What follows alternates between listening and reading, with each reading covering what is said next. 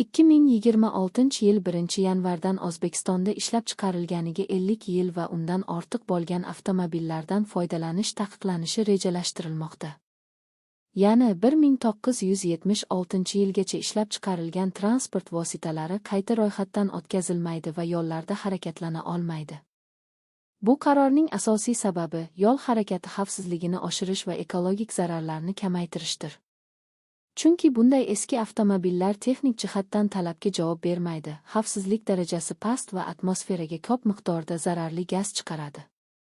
Biroq barcha eski mashinalar taqiqqa tushmaydi.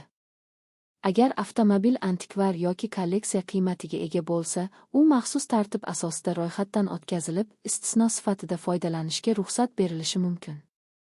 Jamoatchilik orasida bu qaror turlicha munosabat bildirmoqda.